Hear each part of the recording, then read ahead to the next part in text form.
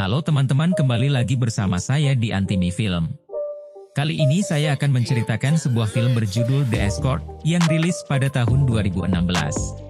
Film asal negara Filipina ini akan bercerita tentang seorang wanita yang bekerja di sebuah perusahaan penyedia layanan pertusukan.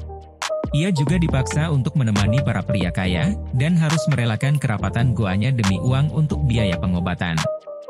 So, bagaimana alur cerita selengkapnya? Jadi tanpa berlama-lama lagi langsung saja kita ke alur ceritanya. Film diawali dengan memperlihatkan seorang gadis bernama Yasi yang sedang bekerja di sebuah pesta mewah.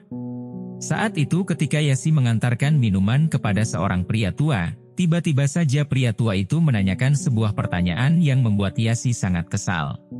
Di mana pria tua itu menanyakan berapa bayaran yang harus ia bayar, agar dirinya bisa berselancar di area goa milik Yasi.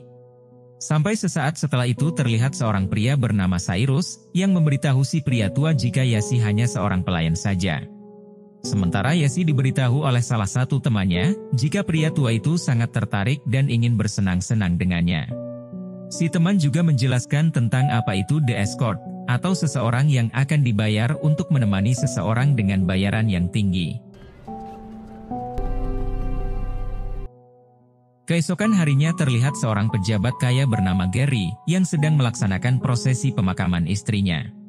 Sementara di tempat lain, terlihat Yasi yang datang ke sebuah perusahaan untuk melamar pekerjaan. Dan saat itu Yasi tidak tahu jika perusahaan tersebut adalah perusahaan penyedia layanan tertentu yang berfokus dalam bidang singkong dan goa. Ia juga sangat bingung karena ia tidak mengetahui posisi apa yang harus ia lakukan, mengingat ia hanya seorang gadis polos yang tak tahu apa-apa. Namun Cyrus yang ternyata juga bekerja di sana, ia pun menjelaskan jika perusahaan ini menyediakan orang-orang yang nantinya akan dibayar untuk menemani para pejabat, ataupun para pengusaha kaya yang haus akan belayan. Ia juga mengatakan jika Yasi tidak akan menjadi bagian dari The Escort, melainkan akan dijadikan sebagai resepsionis saja.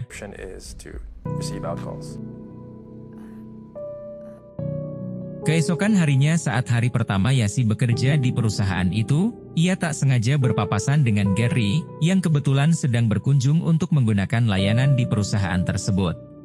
Saat pandangan pertama itu Gary terlihat sangat terpesona kepada Yasi, sampai ia menanyakan lebih dalam mengenai Yasi kepada Cyrus. Bahkan Gary juga sempat meminta nomor telepon Yasi, karena ia ingin mengenal dan mengajak Yasi untuk lebih dekat. Tak lama setelah itu ketika Yasi hendak pulang, ia mendapat telepon dari seseorang yang ternyata itu adalah Gary. Saat itu Gary sengaja menelpon Yasi karena ia sangat terpesona dan ingin lebih dekat dengan Yasi. Bahkan dengan percaya dirinya Gary juga mulai menanyakan berapa tarif yang harus ia bayar agar bisa bersenang-senang dengannya. Namun jelas saja hal tersebut membuat Yasi sangat kesal, lalu mengatakan kalau dirinya hanya seorang resepsionis saja. Sir, I take orders but I'm not on the menu. Kemudian adegan berpindah kepada Cyrus yang menegur Yasi, karena ia mendapat laporan dari Gary jika Yasi telah bertindak tidak sopan terhadap dirinya. Ia juga mengatakan jika hal itu seharusnya tidak dilakukan oleh Yasi, sehingga sebagai permintaan maaf Yasi diminta Cyrus menemani Gary makan malam di sebuah resto. I assure you walang mangyayari for 2 hours. Pada malam harinya Yasi pun menuruti permintaan Cyrus, menemui Gary yang sudah menunggunya untuk makan malam. Saat itu, Gary yang baru ditinggal mati istrinya pun kemudian langsung mengatakan, jika ia sangat terpesona dengan Yasi dan sangat tertarik ingin bersama Yasi.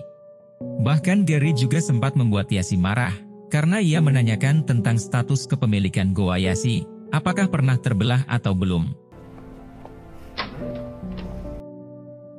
Di tempat lain terlihat Cyrus yang akan menemui seorang tante, yang ternyata sudah menjadi langganan Cyrus sebagai penyewa escort. Di sana Cyrus yang memang seorang jasa tusuk singkong pun sengaja dipesan oleh si tante, karena saat ini suaminya si tante tersebut sedang dipenjara. Sementara Gary yang masih penasaran dengan Yasi, ia pun kemudian menelpon Yasi kembali untuk menyampaikan permintaan maafnya.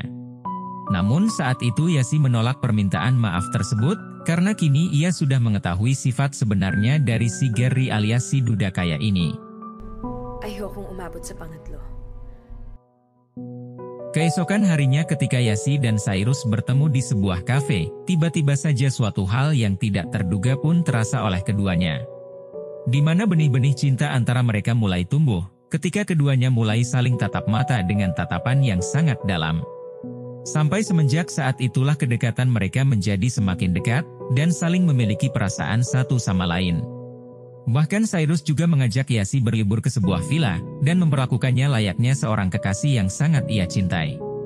Sampai di suatu malam ketika keduanya sudah terbawa suasana, Cyrus secara langsung mengajak Yasi untuk melakukan suatu hal, yang sebelumnya sama sekali belum pernah Yasi lakukan.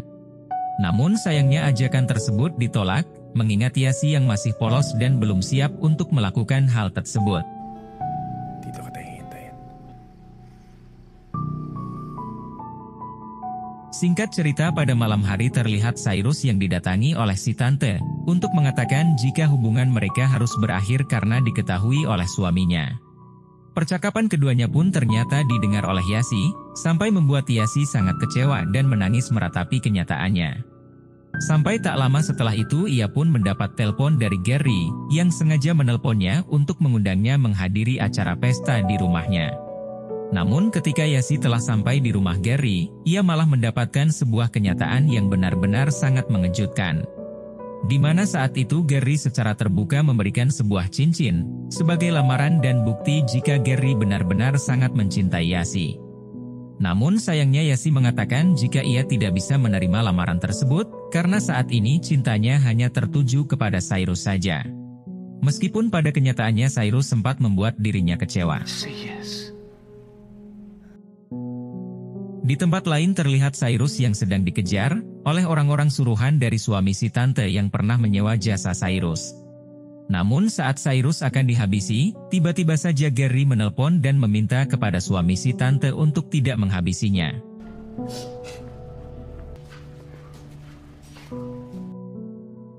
Kemudian adegan berpindah kepada Yasi yang pergi ke rumah sakit untuk melihat keadaan Cyrus.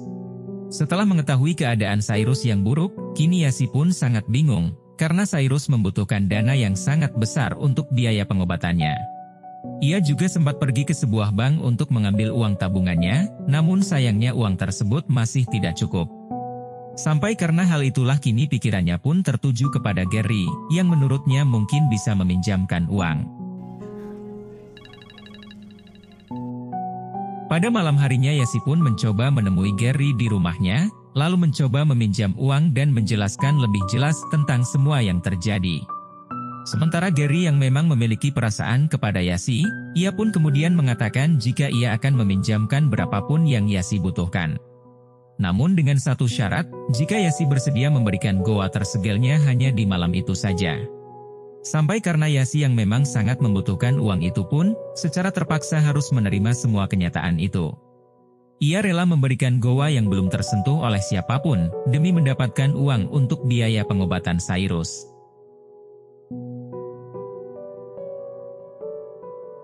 Beberapa hari setelah itu terlihat Cyrus yang sudah sehat, mendatangi Gary untuk menanyakan di mana keberadaan Yasi. Karena setelah kejadian itu Yasi menghilang seolah tak ingin terlihat oleh siapapun, dan saat ini tidak diketahui keberadaannya. Termasuk juga dengan Gary yang saat itu menjawab, jika ia tidak mengetahui keberadaan Yasi dan sudah tidak memperdulikannya. Ia juga mengatakan jika ia sudah tidak peduli lagi, karena keinginannya untuk mendapatkan goa dari Yasi sudah tercapai. Mengetahui semua kenyataan pahit itu tentu saja membuat Cyrus harus kecewa, dan tidak menyangka jika Yasi rela memberikan semuanya demi membiayai pengobatan dirinya. Sampai tak lama kemudian ketika Cyrus terlarut dalam kecewa dan sedihnya, tiba-tiba saja datang seorang wanita menghampirinya yang ternyata itu adalah Yasi. Saat itu Yasi sengaja menunggu di tempat tersebut, karena ia tahu jika Cyrus pasti akan datang ke tempat itu. Ia juga meminta maaf karena kehormatannya sudah direnggut, dan semua itu ia lakukan demi uang untuk menyelamatkan Cyrus. Sementara Cyrus yang memang sudah terlanjur cinta kepada Yasi, ia pun sama sekali tidak memperdulikannya, dan ia akan tetap mencintai Yasi, meski kini Yasi sudah tidak seperti dulu lagi. Sampai seiring berjalannya waktu akhirnya mereka pun menikah dan menjadi satu keluarga yang hidup bahagia. Lalu, film pun tamat. Nah, jadi itulah tadi alur cerita filmnya guys. Jika suka dengan video ini silahkan like, dan jika ada kritik atau saran silahkan tulis di kolom komentar. Terima kasih sudah nonton sampai akhir, dan salam dari Antimi Film.